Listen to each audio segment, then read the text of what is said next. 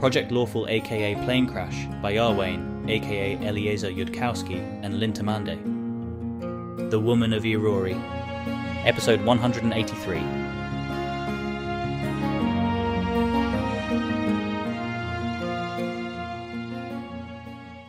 Now. She is rather exasperatedly, here, hidden, standing ready to read sweet Carissa's mind. If anybody not being tormented by extra-universal tropes was producing this much project drama and taking up this much managerial capacity, Abigail would just kill them. Owl's wisdom. You realized in your contemplation of corrigibility that devils are made to lack curiosity, states Rugaton. That devils are made to lack curiosity. Oh, that explains the question that had nagged her since Keltham showed them Dath Elin, why hell wasn't richer, why it hadn't invented already all there was to be invented, why a world of mortals could build taller towers. Did she have a crisis just over that? Maybe if she hit it exactly wrong? Curiosity it's more of a thing to stamp out of yourself than muddleness or disobedience. It's the part of you that sees and seizes opportunity. It's the part in Keltham that said the instant he arrived in Golarion that it seemed there'd been some kind of mix-up, and maybe it was a profitable one. It's the thing in her that hungered for what he knew. Well, she knew she wasn't a devil. Carissa imagines being incurious. Imagines hearing what Rugaton told her and not wondering what the fuck she put in the fucking letter about this. Imagines not wondering why Asmodeus made that choice, or if it could be changed now. Presumably the Dukes of Hell aren't like lesser devils in this way, right? Notably, they mostly were not raised from the ranks of the lesser devils, and maybe that's why, because you need curiosity to see openings in unexpected places. Maybe dying and going to hell is the wrong route to becoming a Duke of Hell, and she should really have thought about that sooner, except for the thing where it went from being a joke to being not entirely a joke, without, at any point, an explicit moment of decision.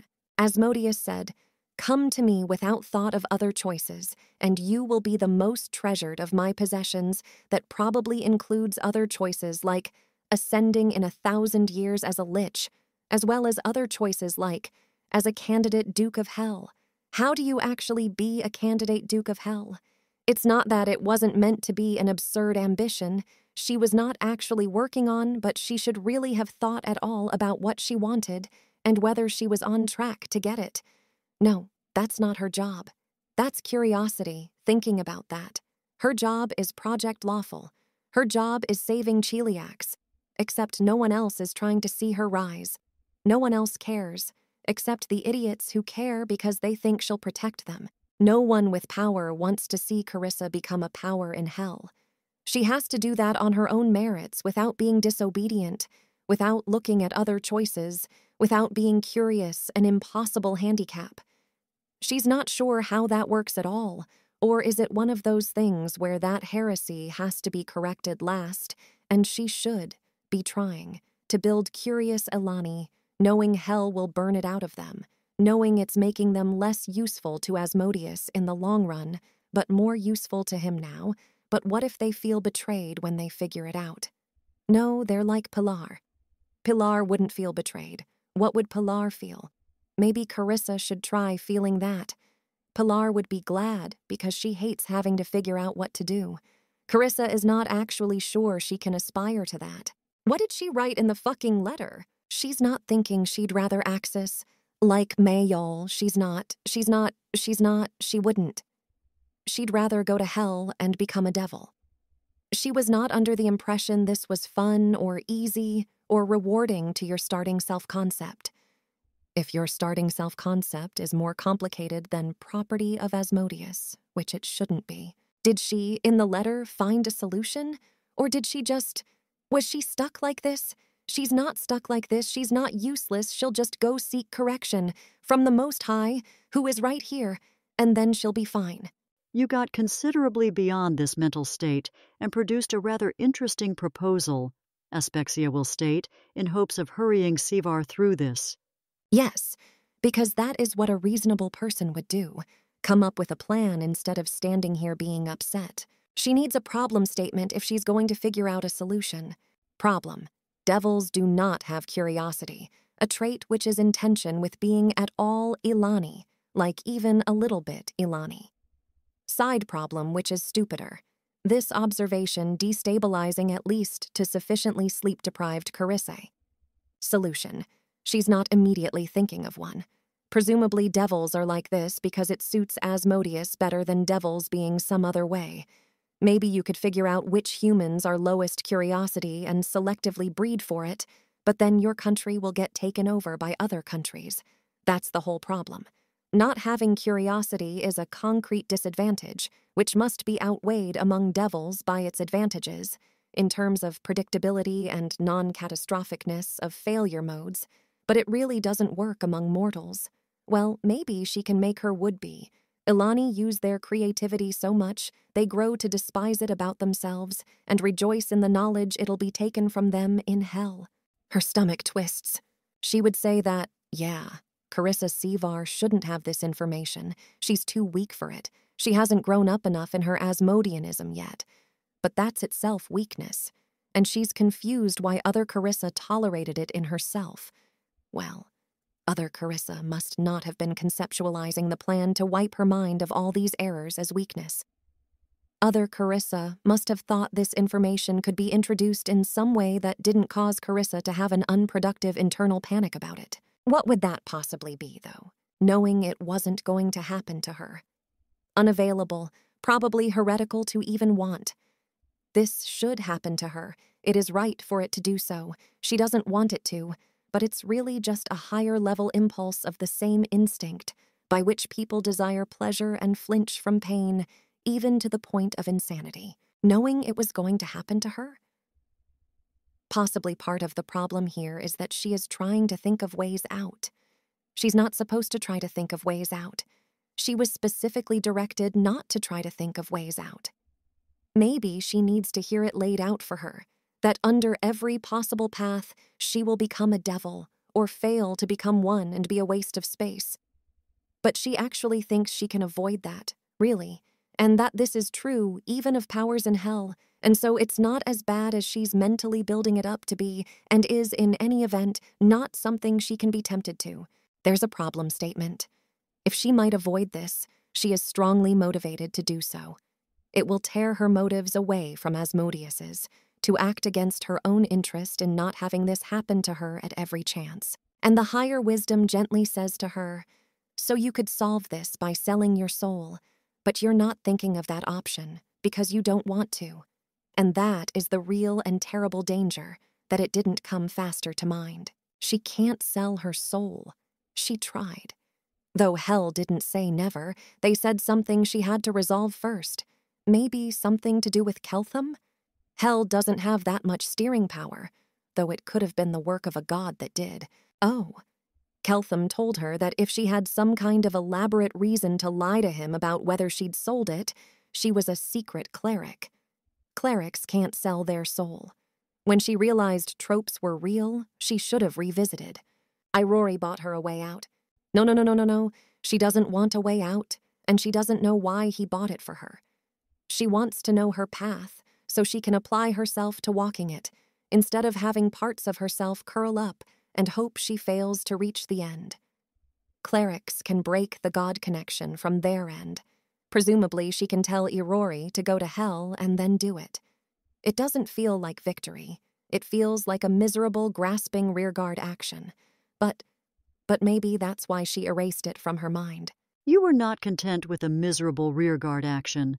Sevar, each time you wonder why you finally erased it, you're thinking something you wouldn't have thought of originally. Yes, she's aware and she regrets contaminating the experimental data, but she is unfortunately not a devil and doesn't even know how to turn off her curiosity for a little bit when it'd be a good idea. Is there a way to do that? Presumably, if there were a way for hell to do that to mortals, Aspexia would have herself some mortals it had been done to. Did the other Carissa decide she should just die now, go to hell, speed run becoming a devil, and then try this once she was one? No, they don't have the time to spare. It's tempting, though. Did the other Carissa decide she should fling herself at the Starst? That's plan A, with an additional step. Did the other Carissa decide to become a lich?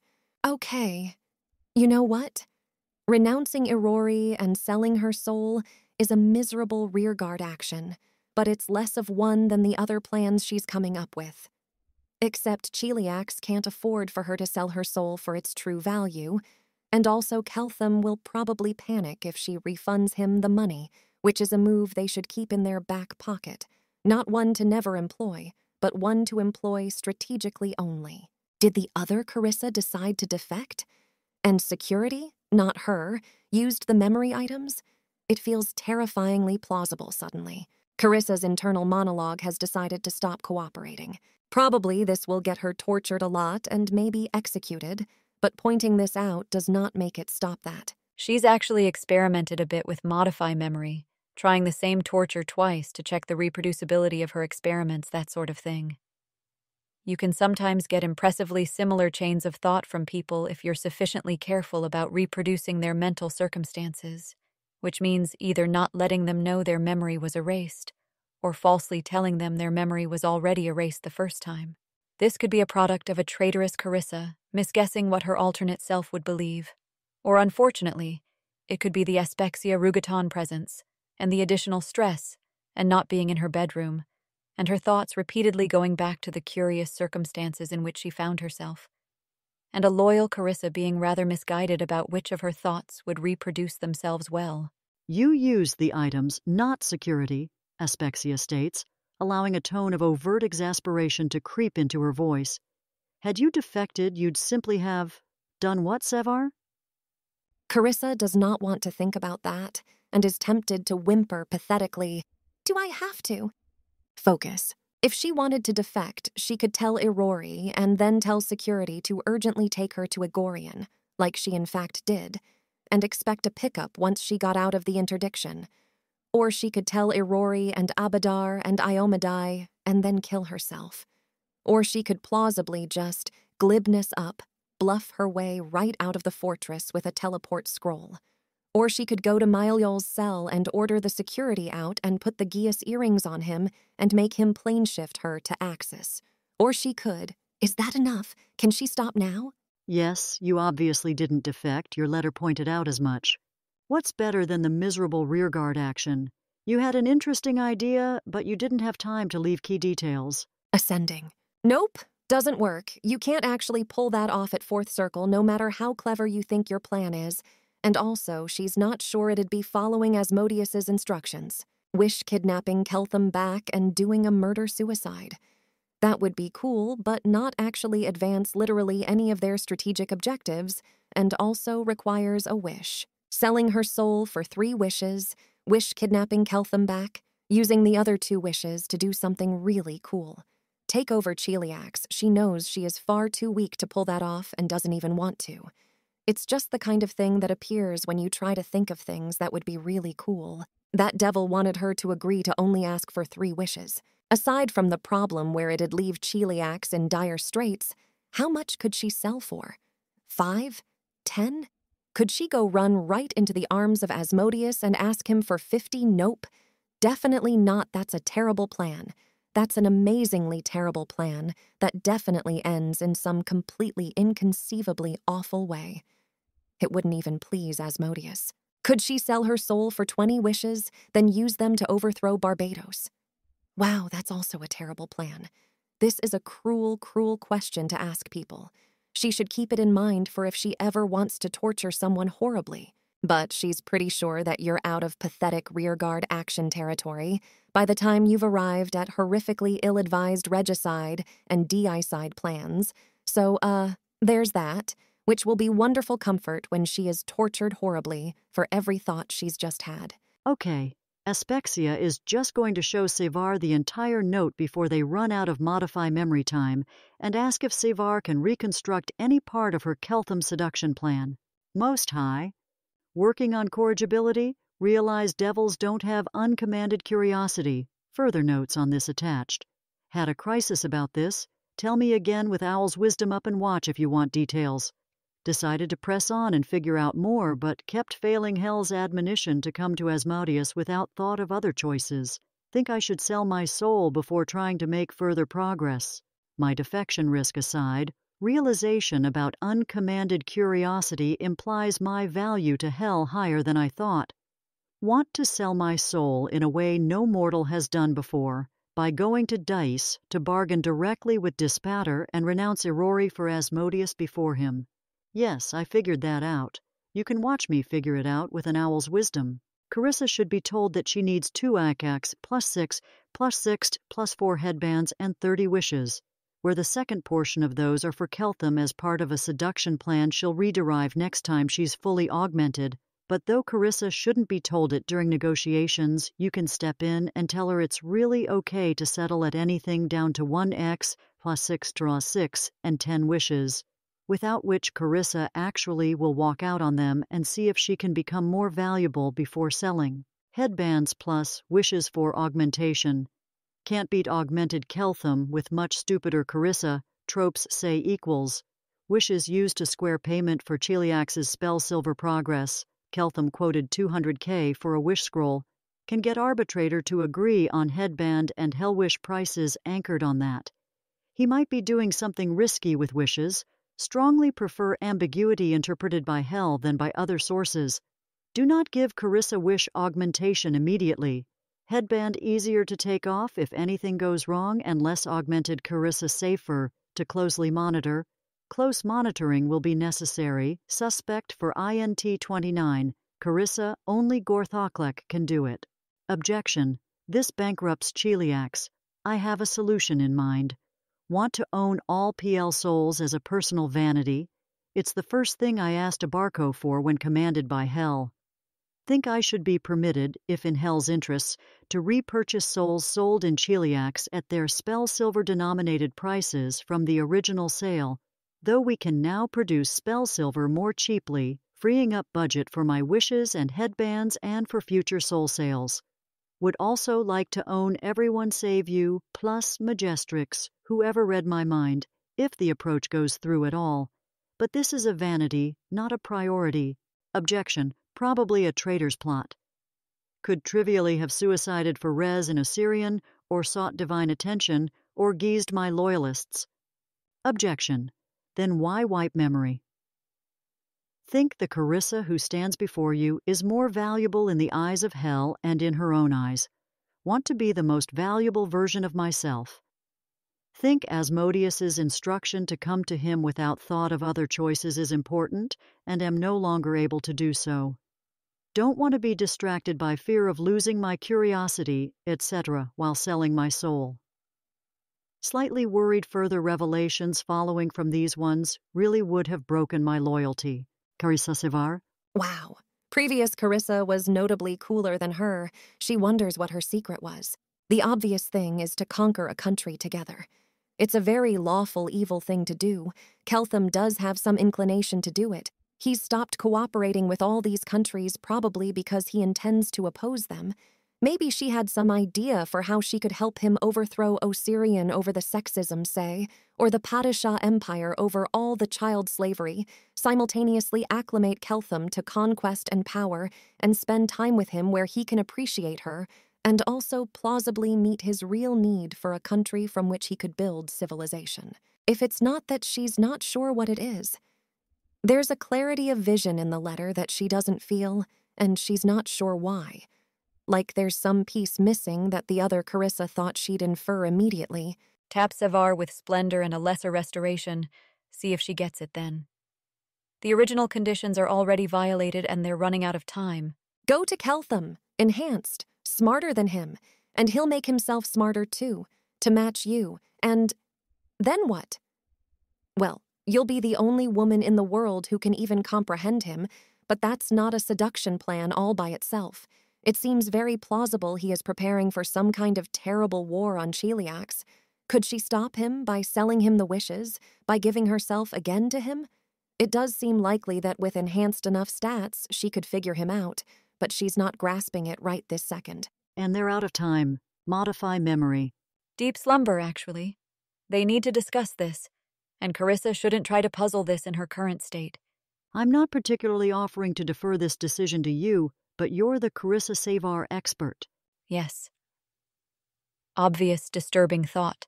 The Carissa Savar who devised this plan was greater than this Savar, because she'd seen through suppressed thoughts, inner conflicts, inner lies.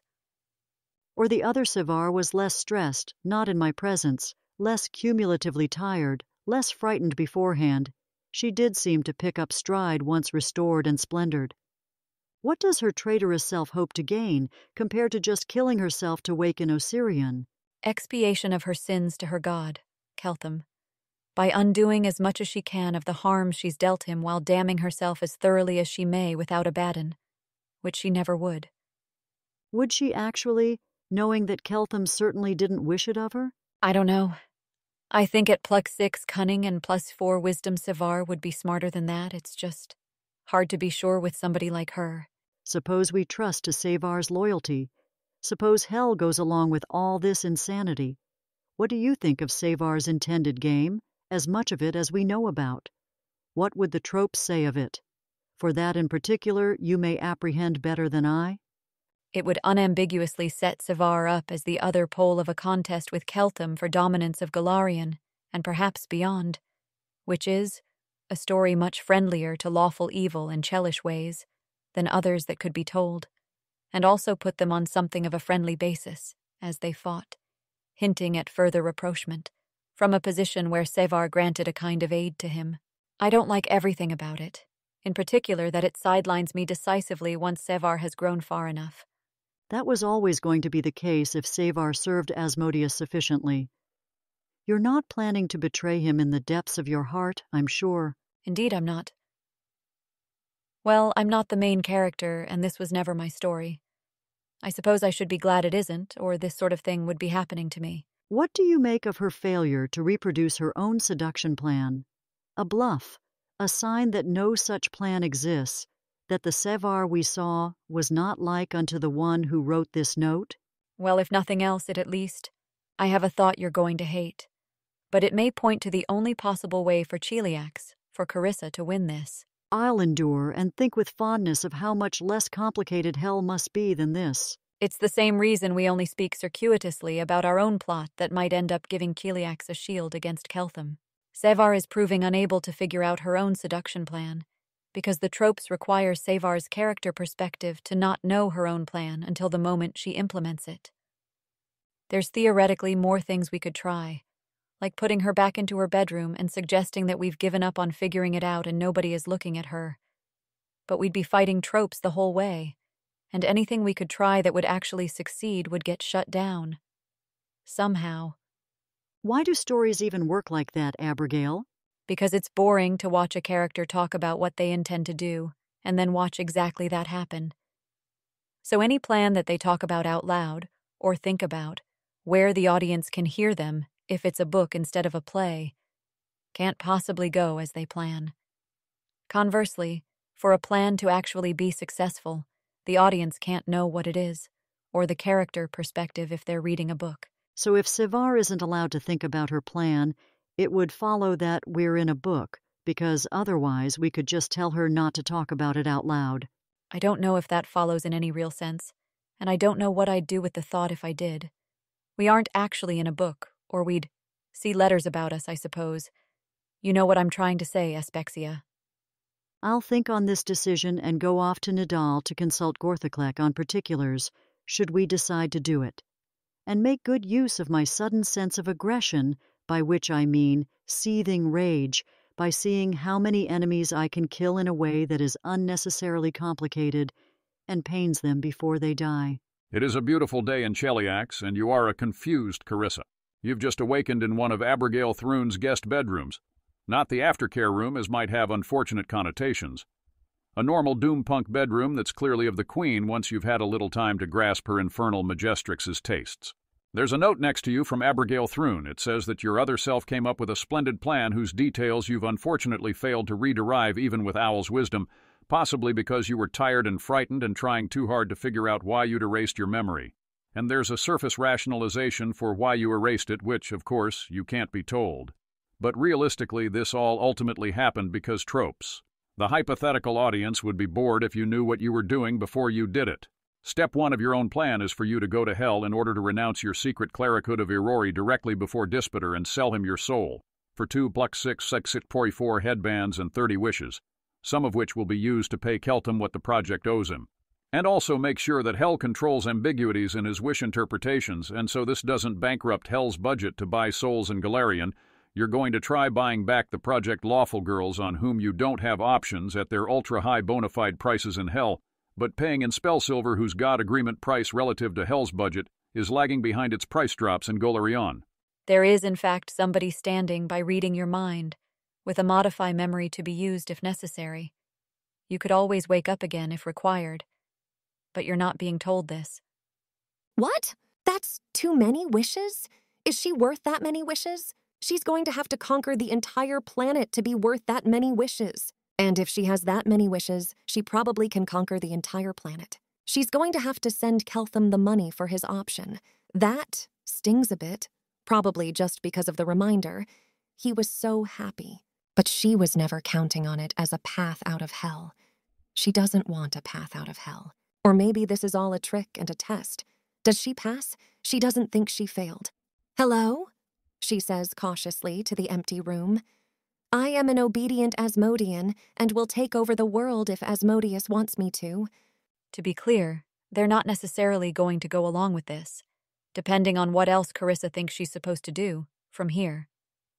But at least the very first step of the plan doesn't seem like it obviously disadvantages Cheliax, so they may as well go along with that and see what next step Carissa derives from there. No, Carissa will not be told that she was being watched. Let her wake up in apparent solitude. Then she'll have the revelation that she's a cleric of Irori and should have realized sooner for the 3rd time today, and then start fretting about whether she has enough splendor to pull this off. It seems like the kind of thing that could be pleasing to Asmodeus, but only if executed properly, beautifully. If she immediately collapses into a quivering puddle in the presence of Dispater, which is what she expects will happen then, that doesn't seem very satisfying. Good point. There's a very obvious solution to this problem, and Abigail hates it. The Crown of Infernal Majesty is nearly specialized on this. The problem isn't just the temporary suffering or the Lycée Majesty. It's that if Abigail does that again, it becomes a recurring trope.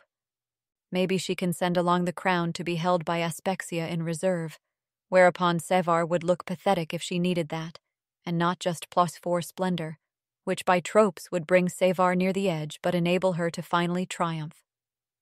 Carissa is thinking about whether she can make herself a specialized magic item for the task. Glibness might help at all, but it's really not the right thing. This is a performance, not a bluff. You can't bluff Dispater, and she isn't actually planning to try. The case for giving her all these wishes is that she is worth them, and that Asmodeus will prosper by her having them, and that lawful evil's champion can't be weaker than Keltham's, or they'll lose, and can't be stronger out of Hell's desperation or generosity, or they'll lose, and so must be stronger because she sold her soul at the correct price and got more in exchange than even Keltham has access to in the short term. Ring of Eloquence? Could you do that as a sword? Is she relying on crafting as a crutch rather than just being a better Asmodean? A devil at her intelligence and splendor would not collapse into a puddle in the presence of Dispater. Keltham wouldn't either, but that's because he is a dumbass. Okay, why wouldn't a devil at her intelligence and splendor collapse into a puddle in the presence of Dispater? Is it something about the nature of devils, or is it just that they'd have experienced more horrible suffering and would therefore be tougher? Abigail wouldn't collapse into a puddle in the presence of Dispater. What would Abigail be doing? Having much higher splendor than Carissa is at least part of the answer. Or she'll let Carissa think she could do that. Carissa's thoughts are brighter now, the contrast to her thoughts of last night quite visible. Overt reason, sleep deprivation, trope reason. She wasn't allowed last night to figure out her own plan. She could go for more splendor and less intelligence, borrow the +6 headband back from Pilar. Aside from her entire self flinching away from the idea of being even slightly stupider during an important negotiation, that might be wise. And the general reason to not be stupider during a negotiation is that you'll get cleverly trapped. but soul sale contracts are standard. She does know the standard, and conveniently some other Carissa who erased herself did all the work on figuring out what to ask for. Did that Carissa erase herself just so this Carissa would have no ability to retreat from her ask because of not knowing what went into it? That Carissa is cool. Yeah, okay.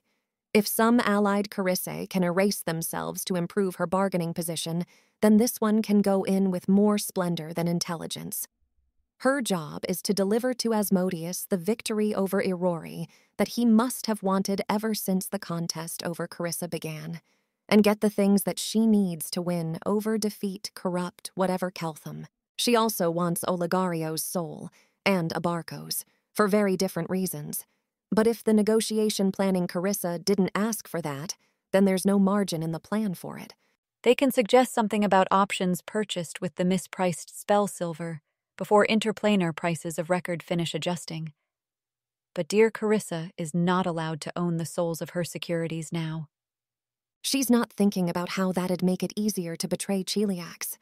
She just feels that she should own everyone that's ever had power over her and is carefully not extending the principle too far. All right, does the note say anything about time frames? Is she going today? No. They weren't sure if Savar would be ready to go today, so Aspexia didn't request all those spells. If Savar gets her project in order today, and doesn't need to create any magic items that she can't just yank into existence in 8 fucking hours because Carissa Savar, then she could go tomorrow. Abigail would not usually hurry even that much on something of this magnitude, but she has some reason to fear that Keltham might decide to destroy Agorian, or if he's made the more difficult deduction recollection, all of Cheliax, in less than a month from now. She'll put in the request to buy a Ring of Eloquence then, and make sure the project's in a stable state in case she's gone for a week. She is not sure how quickly one can get an appointment with Dispeter, and she has learned her lesson about leaving her project with insufficient instructions. She's not actually sure how to put Mylol back together and feels vaguely sick about that. Oh, good. Abigail does so like it when a lesson needn't be taught twice.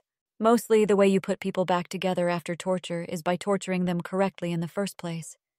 Possibly she should have practiced on a bunch of random people first, but the impulse to do that felt like the weak, flawed impulse to not have to hurt people who trust her not to. And she's trying very hard to ignore that one. Well, there's an Alani saying about this. If you aren't making errors in both directions, you know which direction to move in. Yes. Practice is required. If you want to be good today, you need to have already practiced yesterday, and probably for a while earlier. You would think Carissa Sevar would understand this, even if it was about torture instead of spellcraft. Carissa's not confused about this. She's just not sure if, being in fact unpracticed, she should have refrained from hurting Mayol. Well, she'll try fixing him and learn something from that. Every project section should get priorities for the next week and next month, and notes on under what circumstances they can be promoted. Pilar will be charge of disciplined SAR researcher safety complaints. Routine mind readings will include asking whether people sabotaged anyone else's work or acted against what they understood to be the interests of the project. The new Alani will get a morning lecture on corrigibility and an afternoon lecture on using probabilities to think. And an emergency tailor should be brought in to get Carissa's outfit fitted such that Avaricia has nothing to say. When Carissa emerges from her bedroom or demands food be brought to her should she be so inclined, she'll be told that Aspexia Rugatan requests word by Project Lawful's evening teleport on whether this expedition is to occur tomorrow after dawn or later. Lady Savar can make an appointment with the Queen if she has matters to discuss, else a teleport to Project Lawful awaits her. Oh, and here are some of the Queen's private notes on torture. Nobody's ever understood them, and the Queen has given up on trying to explain to anybody. Oh, that sounds like a challenge. Carissa loves challenges. She is ready to return to Project Lawful and begin her preparations. A very respectful security wizard will escort her then. He doesn't turn into pudding in Carissa Sevar's presence. He's also been exposed to the Queen a fair amount, and Carissa Sevar isn't that much scarier. Carissa remains blissfully ignorant of the full force of the rumors spreading about her in Agorian, and does not think to ask the security wizard for tips on not melting into a puddle. It does occur to her to summon some slaves when she gets back to Project Lawful and ask them. How is Carissa Sevar asking exactly? Well, she'll summon them and then ask them to tell her how they avoid turning into a puddle around terrifying people. She's in a hurry. She's not planning to make this complicated. This first slave seems to have interpreted Carissa Sevar's question as a demand to know why they aren't more scared of her, and has prostrated themselves on the floor frantically babbling about how they meant no offense. They only do their jobs. They are very terrified. They will always be very terrified from now on, since that apparently is what is being demanded of them. Well, that's totally unhelpful. No, she doesn't want them to be more terrified. She wants to know why they aren't. She hasn't given them any training in believing her when she says things, has she? They have literally no reason to do that. It sounds so incredibly inconvenient and time-consuming to convince them she didn't even succeed at it with the project students. Probably you cannot be terrifying enough that no one dreams of crossing you while not being so terrifying it impairs them in doing their jobs. Inconvenient. Lessons for facing Despater. Probably he would like it if Carissa was terrified of him and not impaired thereby, since this is what she would like. She tells the slave they can go and paces. She feels deeply unhappy somehow, and she hasn't even talked to Mayol yet. She should get all the project stuff squared away so she can definitely go do this tomorrow. She thinks further waiting won't be salutary. Mayol won't seem very, functional when she goes to check on him. He'd maybe be capable of making administrative decisions on autopilot. That looks to be about it. Right. This is an outcome she deliberately tried to achieve because she wanted it. It would be pathetic to have feelings about it. She is not that pathetic. She does mind-read him in case there's more going on there. Looped despair, a sense of unevadable punishment, and that he cannot live up to Sevar's ever-increasing standards. Project Lawful is impossible to manage, and when he fails, people torture him, and there's no realistic prospect of his life being anything else. Has to pull himself together or they'll just send him to hell. He wants to be back at the world. Wound wants to be back at the world, Wound. It was hard, but he was adequate to his tasks there. He knew what to do. Abigail's notes say that the sort of torment meant to accomplish a shaping of action and effort within somebody should leave them a defined way out of what is unendurable, a sense that the hardship will fade to only endurable torture if they take some mental action internally available to them. There's an exasperated note scrawled beside the previous notes saying that you can mind-read people while they're being tortured and talk to them if they're not thinking the right things. Well, she wasn't really paying attention to Mylol, right? The point was that she wasn't paying attention to him. It's what Subirax told her when she first really heard a security.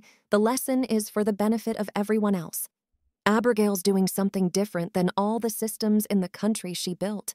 Abigail's trying to sculpt people.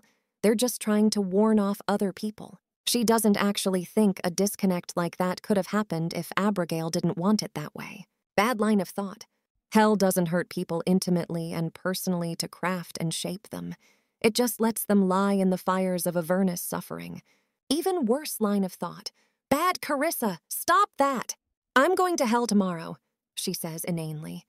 Some fragmentary sentences, broken bits of a stream of consciousness, go through his mind. Mayol still has curiosity, but it's not that he's been scared out of it. More that a link between that and action has been severed, at least temporarily. He doesn't ask why. Abigail's notes, when you hurt people enough, even if you were trying to hurt them in order to make them do something, they are liable to start freezing up instead, if the thing is at all complicated. The instinct to get away, or if you can't get away, freeze up in the presence of the person who deals pain is very simple in people. That instinct starts to dominate if you've gone and smashed the more complicated behavior you were trying to get. This is upsetting and she wants to run away from it, but if she can't handle this, she's really going to melt about Despater. I wondered if you had thoughts on whether I should put Abarco or Olegario in charge. He doesn't need to think about that question to answer it. That's good. Abarco and Pilar advise Olegario. Nod. I didn't mean to break you. I don't really mind if you go to Axis. I know I don't know how to do this yet, but I will figure it out. I wouldn't punish most people for not trying as hard as possible to get my desired results. I can't expect that of most people. I don't intend to place you again in a role where I do expect that. Please make clear what you expect of me, says the part of his mind that knows how torture works in people, that knows this is what Sivar should have done before this started. But he cannot say it in words for some deep instinct in him, does not want to risk saying anything that causes the torment to begin again. If it seems like the torment might begin again, then he'll start saying things that will make it stop. There is no reason to speak while the torment is already not happening. That would be stupid. I expect you to try to manage the project, or advise those managing the project, so as to make progress and not have disasters, and not so as to serve as an avenue for corrupting me personally, and not in whatever way involves the least inconvenience for you personally. Oh, she's reading his mind. Belol will stop having thoughts then. Well, there'll be starts of thoughts, but not finished ones. Would you stop that? I'm not going to hurt you further. I have a lot to get done today, and I'd like you functional to advise Olegario. Oh, he might actually get hurt if he doesn't do things. I can advise Olegario, says Mailol's voice, sounding almost normal, because there are well-worn patterns inside him, and they could just run even if Mailol wasn't home at all. Good. If you have any advice for me, I would also want to hear that. No, Chosen. Why does it feel like she lost a friend? He would have laughed at her if she'd ever said she thought they were friends. Right. Okay. That's more than enough being pathetic. She needs to go prepare for hell. I don't expect anything beyond that you advise Olegario, she says, and then leaves. The rest of the project does seem more properly scared of her now. That's something, right? It might possibly be a little unproductive in the new project members who've never known the previous Carissa and are not aware that this person has any mode, for now you did pretty much okay, actually. Well, she'll try to go around telling some people they did pretty much okay, actually. And she should compose a letter to Keltham. It seems important that he know he cannot stop this by charging off to or exploding Cheliax. This shouldn't be too difficult, right? Keltham, I have decided to go to hell and sell my soul directly to Dispater for the highest price any mortal has ever commanded.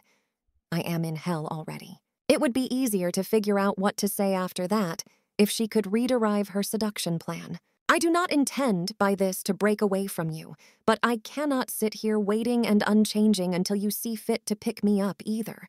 Not when Cheliax, which matters so much to me, is at risk. Were you to swear that Cheliax will be safe, I would abandon this course, but I don't realistically expect it, and so I must be capable of defending her. I'm genuinely not upset about the prospect of going to hell. I want to be a devil, and I'm going to be a really impressive one. I am not deluded about what it will be like. I am here in D's to witness it. I am all right with thousands of years of suffering for a result which endures for all the life of the universe. I am impatient for it. Love, Carissa. The night passes, and 2 hours of sleep. Morning comes, and when dawn has passed, Aspexia Rugaton is there. Carissa Sevar has requested her splendor headband back from Pilar and used magic to put herself to sleep when she was failing to achieve that, and left detailed, somewhat pointed project instructions for everyone, and especially Olegario. He might make mistakes, but he is trying to protect Carissa's interests, and that's invaluable, really. Pilar is here, wearing Asmodea's +6 wisdom headband, and hands over her precious Sevar-crafted splendor headband. Pilar is a little sad about not getting to see the majesty of Dis herself. The sights of hell scried to her in Elysium were mostly just petitioners getting tormented and screaming to be allowed to die. And Carissa feels, indeed, a little fuzzier, a little less like she can think of things no one's ever thought of, but also stronger and more determined, less like there's something inside her that doesn't want to become a devil and doesn't want to sell her soul. A good trade on the whole, maybe not even just for this specific occasion. Aspexia is not carrying the crown of infernal majesty. Besides leaving Abigail vulnerable, including to tropes, it was deemed more fitting that Sevar face Dispater with a headband of splendor that she crafted herself, so that all the strength of her will is her own, born of her.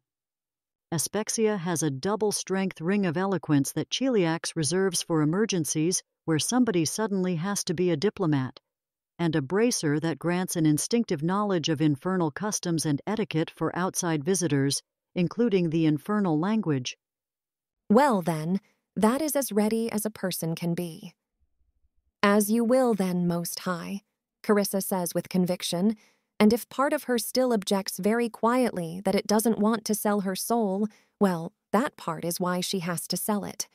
Take a deep breath before you step through the gate, and don't breathe until I've had a chance to cast planar adaptation, says Aspexia Rugaton, and opens a gate to hell to Avernus, at the outer doorway of a fortress that guards one of the many entrances to Dis, and steps through. Smarter Carissa knew what she was doing, Carissa tells herself firmly, and steps forward into hell. She does have resist fire up because it'd just be embarrassing to be constantly flinching about all the fire in hell until Aspexia casts planar adaptation. The fire in hell isn't even mostly the problem. Aspexia Rugaton can feel the weight of Avernus trying to press on her soul, horror and despair and regretting all your choices, before she casts mass planar adaptation on the party, and the pressure mostly eases. Well, Carissa does regret several of her choices, and she can see how if anyone were in a position to correct her errors right now, it'd be useful for her to feel the weight of that regret. Anyway, onwards. It's a mighty fortress they've arrived to, all blood-rusted iron and seared pitted steel and lesser devils on the ramparts, looking down at the newcomers with all the scorn their lesser kind can muster. It stands in the midst of a vast desolation, a volcanic desert with sand of iron and obsidian, from which in the distance, not really all that far, bursts of hellfire constantly erupt from the ground. The firelight of the plain flickers but has yet to go out for even a moment. There are not many petitioners about this place, but in the distance their screaming forms a background sound steadier than the firelight. The magical gate has taken them to before the physical sort of gate, polished and unblemished steel that stands in contrast to the rest of the scarred fortress. Aspexia steps forward and drives her fist into gate, backing it with magic to produce a hollow bang, for the gate has no knocker on it. If you are not strong enough to knock on a door in hell, then nobody in hell is going to pay you much heed. You'll speak for us for practice, Aspexia tells Carissa. Right. Makes sense. She wonders if it's really so that every devil in Dis knows her name. She wonders if they'll be laughed right out of Dis. Probably not. It's in fact true that she was asked by a devil if she'd settle for 3 wishes, and that when she was substantially less valuable. Unseen servants hold the hem of her dress clear of the ashen ground, and she waits. The outer gates crack open. Behind them stands a creature like a very tall cadaver, skin shrunk to almost fit the skeleton and skull, but that the skin is itself animated and moving bone. A great stinger tail rises from it, and many not particularly functional-looking delicate wings of bone like colorless butterfly wings petrified. Behind the thing is another, even more imposing-looking gate. Carissa's new instincts for hell will tell her that this is an Osiluth, a sort of lesser security of hell. The greater party speaks first in hell, and it will be waiting for Aspexia Rugaton to speak. I am Carissa Savar, called in Galarian chosen of Asmodeus. Come with the grand high priestess of Asmodeus to hell with business for despatter. We would pass through the gates of this fortress to Dis. The bony thing turns its head to the evidently far more powerful and evil soul with a questioning, submissive look. Aspexia Rugaton gives no return sign, only stands beside and to the left of Savar like an allied mercenary who was not paid enough to speak. Confusing. But confusions are not worth resolving, except insofar as they touch upon the interests of the self. Do you offer me fee for passage, or threat for it? Speaks its cold, rasping voice. She can't, actually, take a devil in a fight, even a lesser one like this. A caster of her level could probably win this fight if they were an adventurer. But she's not one. Rugaton could, though. Also, they shouldn't have to fight. This isn't the Abyss. That'd be stupid. Her voice carries none of this uncertainty and no nervousness about maybe getting unceremoniously stabbed by the first devil she runs into. We're here about Asmodeus's business, and we'll cut down what stands in our way, only negotiating with anything that would otherwise have a true interest in impeding us. A slight rasping noise that surely is not laughter. I did trouble myself to open the outer doors for you, and now you'd have me open the inner doors as well. Do you pay me for my effort? Or tell me to pay it as your due? She's tempted to pay, but she suspects she's not supposed to. This isn't Axis. Paying is admitting something, that she's not very important. And importance is negotiated, and she needs to be important. If you want payment, seek it from someone else for the story of what you witnessed. We are owed your obedience. Open the gate. The Osuluth reads sincerity in her, and the Grand High Priestess waiting by her side and not contradicting this statement does lend it credit and threat. It obeys then, and the inner gate swings open. The interiors of fortresses set to guard Avernus are not so complicated as mortal fortresses. They need not food nor places to sleep. Only mazes of traps to also serve as garrison. Behind the inner gate is the entrance to a dull metal hallway that branches out left and right from the gate's opening. And a next sentry there, a nightmare of chains linking bladed cogs and jagged gears. A Castigus, a thing stupider than the Osuluth but more dangerous did it choose to fight. Dozens of pitted lenses angle slightly to point at Aspexia rugaton, and then the mass of chains clunks forwards into the left-hand side of the maze, assuming, Carissa's bracer will tell her, the submissive posture of a guide who walks ahead of its superiors. Carissa feels no doubt, no confusion, no repulsion at the ugliness of the place, though it is in fact ugly, not doompunk. She follows.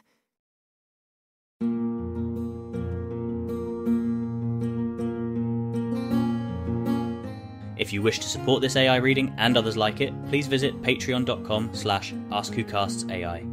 Any help is appreciated. And thank you to executive producer John Doe 7776059